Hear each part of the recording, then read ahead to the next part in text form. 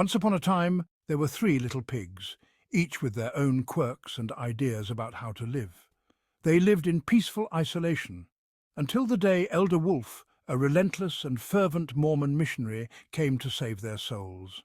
And he wasn't just any missionary. Elder Wolf was obsessed, fanatical. These pigs, as far as he was concerned, weren't just pigs. They were lost souls in dire need of spiritual rescue, and he wasn't going to rest until they were saved. Elder Wolf started his day with a grin, his backpack full of pamphlets. These weren't just any pamphlets, they were illustrated, brightly coloured brochures that depicted heaven as a perfect picnic spot. There were lions lounging peacefully next to lambs, everyone was dressed in their Sunday best, and there was even a petting zoo. Surely no creature could resist such a vision of eternal bliss. Elder Wolf was certain. Today was the day these heretic pigs would see the light. Elder Wolf approached the straw house of the first pig, his eyes gleaming with the fire of righteous conviction. He knocked, gently at first. "Good afternoon. I'm Elder Wolf, and I'm here to tell you about the glorious kingdom awaiting you. It's got lions, lambs, and a petting zoo where the animals don't even bite." From inside the straw house came a groan. "Go away!" the first pig shouted. "I'm not interested." But Elder Wolf wasn't taking no for an answer today. Oh no, not today. He leaned against the door, nose practically pressed to the straw.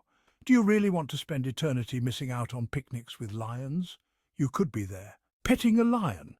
But no, you're here, stuck in this flimsy straw shack. I've got a pamphlet for you. Just let me in and—" "No, get lost!" the pig squealed. Elder Wolf, bristling with frustration, backed up a few steps, then narrowed his eyes at the house. "This is for your own good. You may not realize it yet, but you need to be saved. And if you won't open the door for salvation—" He took a deep breath, filling his lungs, and huffed. "Then I'll blow your weak, sinful foundations away." And with a mighty puff, the straw house collapsed in a chaotic heap. The first pig squealed in terror, bolting out from under the debris and sprinting toward his brother's house made of sticks. Elder Wolf, unfazed, chased after him, pamphlets flapping in his hand.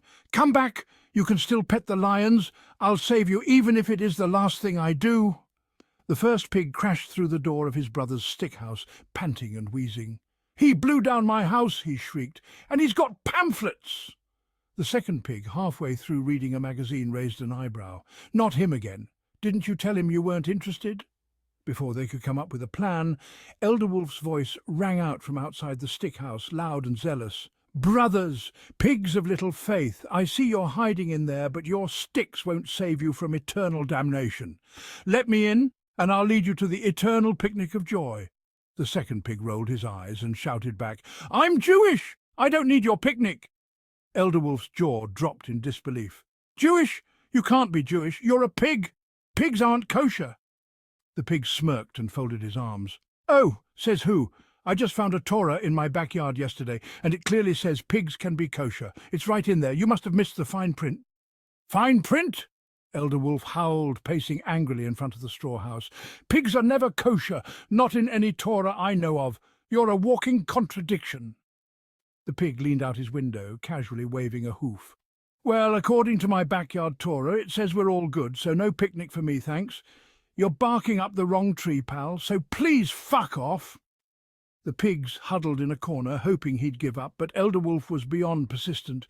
He pounded on the door, then stepped back, a manic gleam in his eyes. "You think these sticks will keep me out?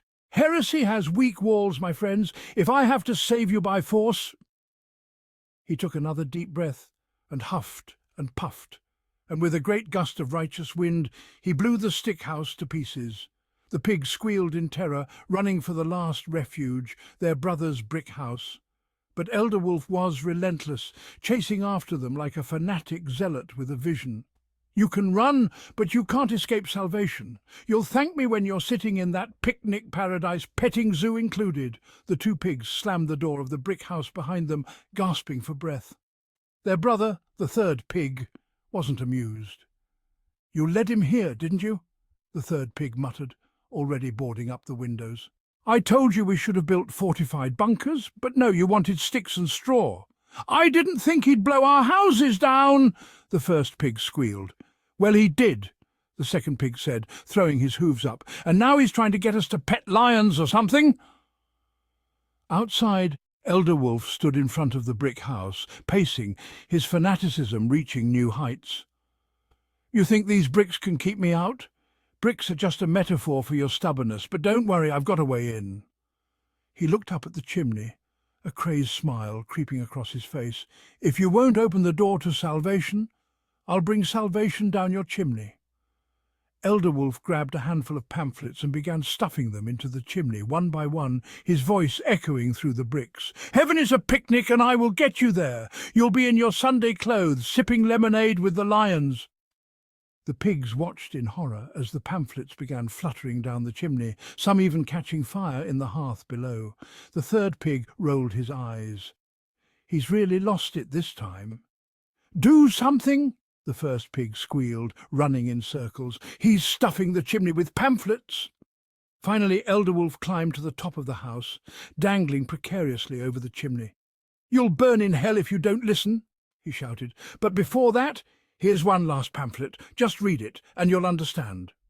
Desperate to save their bacon, the third pig lit a fire in the hearth, sending smoke billowing up the chimney. Elder Wolf, still dangling above, coughed and sputtered, dropping his last handful of pamphlets as he tumbled to the ground, singed but not defeated. Crawling to his feet, Elder Wolf glared at the brick house, his voice hoarse but unyielding. "You can ignore me now, but your time will come. You'll be begging to pet that lion when the end arrives." And with that, Elder Wolf staggered off into the distance, muttering about lions, picnic blankets, and petting zoos. He was certain he'd done his duty, even if the pigs didn't appreciate it now. In time, the pigs rebuilt their homes, this time using stronger materials, brick, mortar, and a healthy dose of paranoia. They added security cameras and reinforced their chimneys, all to ensure no more surprise salvation visits from Elder Wolf. The pigs rarely spoke of their harrowing encounter, though every so often they'd spot a singed pamphlet fluttering by, a reminder of the zealous missionary who had once tried to blow them into the afterlife. But the pigs weren't Elder Wolf's only targets. After his failure with the pigs, Elder Wolf moved on to other lost souls. The 7 goats down the road were his next victims, but they were easy to dismiss. "Unsaved trash," Elder Wolf muttered as he walked away from their house. They hadn't even answered the door. It wasn't worth his time trying to save them. Those goats were practically already damned. Then there was Little Red Riding Hood, who lived a few villages over.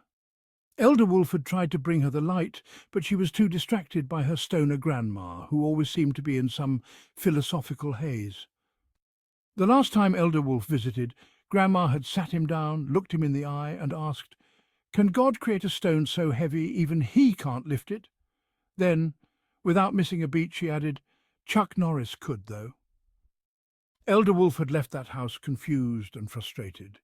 No amount of pamphlets could penetrate Grandma's cloud of baked-out paradoxes. But Stoner Grandma wasn't entirely immune to the wolf's fanaticism.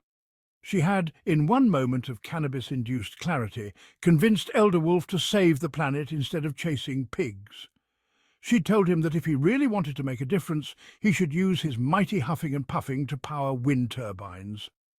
The wolf, his mind spinning but intrigued, had briefly entertained the idea. If blowing down houses wasn't working, maybe he could blow for the planet. He could practically see the headlines, "Elder Wolf saves Earth from climate crisis, one breath at a time." He even tried it for a while, huffing and puffing at wind turbines like a self-righteous eco-warrior. But, in the end, it didn't give him the same thrill as blowing down houses. Besides, the planet was already a lost cause compared to the souls of stubborn pigs. And so Elder Wolf wandered, driven by an ever-growing sense of duty. Somewhere out there, someone was still unsaved. Someone was still lounging in sin instead of preparing for the great eternal picnic. He just needed to find them.